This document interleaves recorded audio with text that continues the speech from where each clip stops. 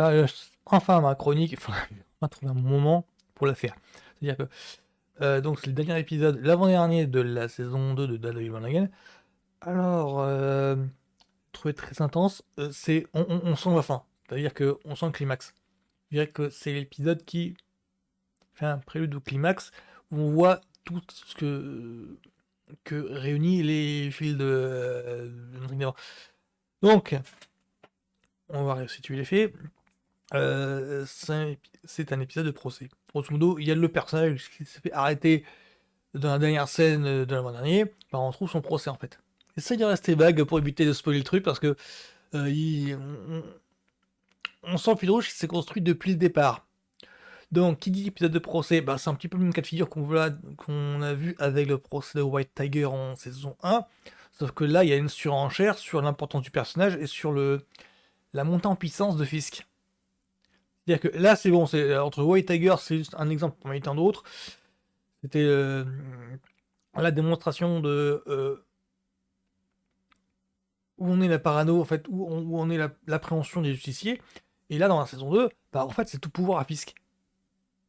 Donc là, on voit que ça fait le deuxième procès. On a vu avec le procès de Swordsman qui avait un petit pas, que j'irais torché dans un moment. Le procès de Swordsman en début de saison, c'était vraiment pour nous montrer que, enfin, je crois qu'il s'appelle Dufresne, le mec. C'était pour nous montrer que oui, bon bah la justice c'est acquise à Fisk, point barre. Et donc n'importe quel justicier qui débarque, bah en fait c'est un procès fantoche, c'est un procès qui est médiatique, et c'est un procès qui est bah, qui ne compte pas. Enfin, c'est vraiment une parodie de procès. Mais même Schwartzman, enfin, au début de la série, il le prenait comme ça. Oui, bon, on n'a pas eu l'avance de toute façon. Et là, c'est à peu près le même cas, sauf que l'attention est supplémentaire parce que, bah, Fisk est totalement à nu, c'est-à-dire qu'il fait plus illusion en fait. Enfin, dans le sens où tout le monde sait que c'est une liste privée en fait, la W machin chose, enfin que les choses ceux qui chargent, ceux qui chargent, non, ceux qui chassent les super-héros les justiciers en fait depuis le début de la série, bah, c'est sa milice privée et en fait tout le monde c'est de notoriété publique en fait. Et donc on soupçonne les juges de cette cour de cette justice. C'est plus de la provocation de la part de l'avocate qui défend le personnage.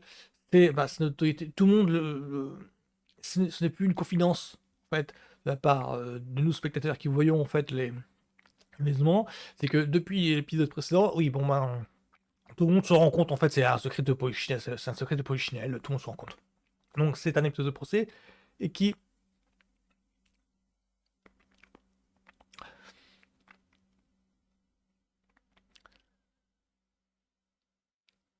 est intéressant parce que tous les fils rouges du début convergent. C'est-à-dire l'intrigue de Ben Murdoch converge, l'intrigue de Karen Page converge, l'intrigue du Bibliobrich converge, il y a l'intrigue du Michel, je crois que ça s'appelle comme ça, le bras droit qu'on suit depuis le départ, l'intrigue de Bugs aussi converge. D'un d'un moyen, d'un moyen ou un autre, parce que d'un côté on voit donc le procès, et de l'autre on voit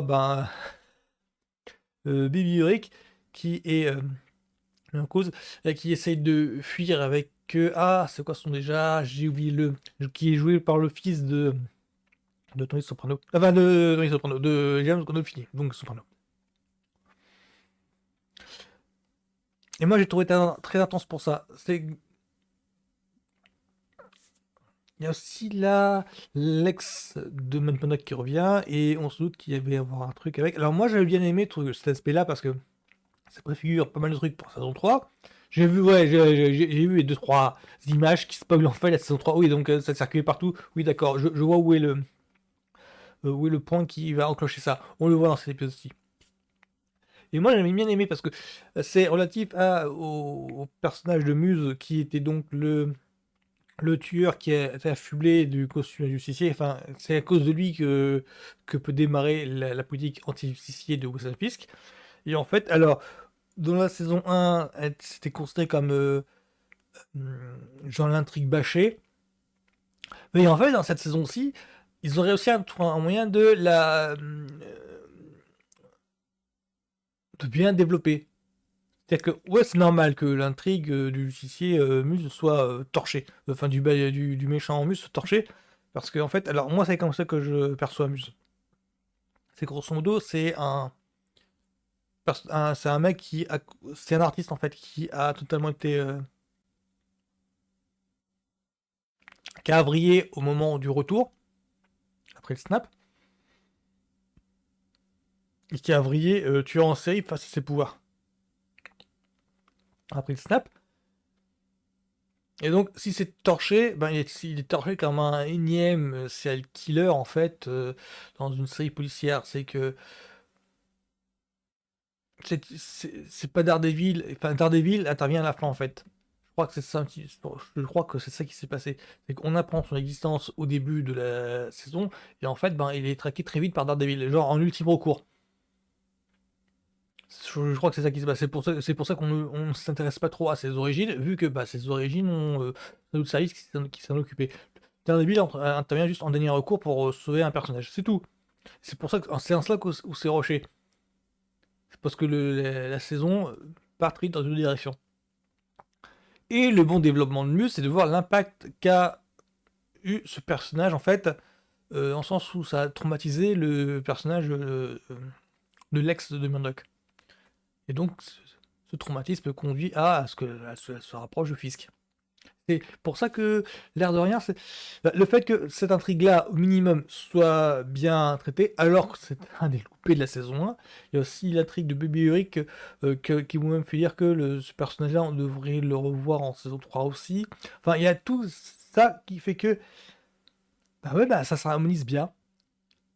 C'est intense. Alors, il n'y a pas beaucoup d'action, parce que c'est vraiment l'épisode de procès, plus un petit peu de prison, où on décortique, enfin moi c'est comme ça que je ris, où on décortique un petit peu bah, la puissance de Fisk, même acculé. C'est-à-dire que le mec a tout perdu dans la série là, où il est à un moment où bah, il a plus de soutien du tout, mais même avec ça, il s'accroche au pouvoir, il est... Un des personnages dit, c'est la première fois que je vous vois apeuré. C'est un petit peu ça qui se passe. C'est qu'on voit le mec qui n'a plus rien à perdre. Il y en a encore plus terrifiant. C'est un petit peu pour ça que je trouve intense cet épisode. Oui, donc voilà, Danofrio, il est top. Et c'est aussi, ben, je crois que ça a marqué quand même Murdoch dans le sens où, bah oui, bah là t'as plus du mur, mon pote. C'est que là tu crois à un système, bah oui, mais t'as beau revenir, les systèmes c'est encore Fisk. Le système est dominé par Fisk. Comment veux-tu défendre un système qui est dominé par Fisk? Voilà, épisode de procès, Murdoch. Donc le système est dominé par Fisk. Murdoch essaie de défendre ce système-là. Bah oui, mais comment tu fais? Il y a un truc qui est il y a un truc qui est biaisé, il y a un truc qui est vicié, et c'est pour moi c'est un petit peu ça. Alors c'est pas très bien rendu. C'est mieux rendu dans l'épisode d'avant, mais dans celui-là, euh, c'est la mécanique en fait qui, si on analyse un petit peu, c'est la mécanique qui nous le fait comprendre. Ouais, moi j'ai beaucoup aimé le truc, et je sens qu'en fait c'est un épisode prélude, c'est un épisode pré-climax. Le climax ça va être là l'an dernier. Mais je suis étonné parce qu'en fait ça n'a pas de temps, ça va très vite. En 8 épisodes c'est bon le sujet.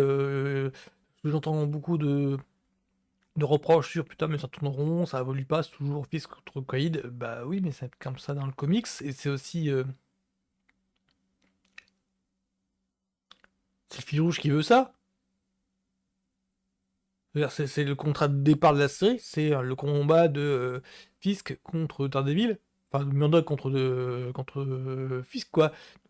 Donc je vois pas trop le problème qu'il y a. Pour moi c'est ils vont au bout du bout du bout du bout du concept placé, installé des débuts de la série. Là je dis bien de la série depuis Daredevil, Born Again, première saison, parce que première saison, premier épisode. Voilà ça. Parce que je me souviens qu'on reprochait à la première saison de trop s'éparpiller, genre dans les épisodes d'Il genre le braquage. Bah oui, mais faut savoir ce que vous voulez, quoi. Faut savoir ce que vous voulez. Soit c'est du fil rouge tout le temps, tout le temps, c'est ce que la saison 2 est. Soit c'est s'éparpille avec des épisodes qui servent entre guillemets à rien, juste à illustrer le contexte, la situation.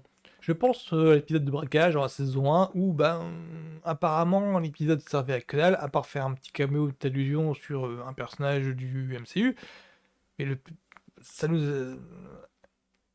L'épisode en question illustrait bien que, bah oui, mais il est avocat avant tout, quoi. Enfin, il s'occupe pas de ce que Fisk fait. Il y a d'autres champs d'intérêt et Fisk s'est occupé ailleurs. Alors que là, non, c'est vraiment du 7e épisode et encore Fisk et encore, on est à fond dans la logique du fil rouge développé dès le début de la saison. Pour moi, c'est nickel chrome. J'attends plus que le dernier pour avoir la saison complète. Je sais que beaucoup attendent cette dernière-là pour se taper la saison. Moi, alors que moi, j'ai savouré chaque épisode de la semaine. Mais vraiment, je savourais. Donc voilà, ce sera tout pour moi pour ce 7e épisode de la saison 2.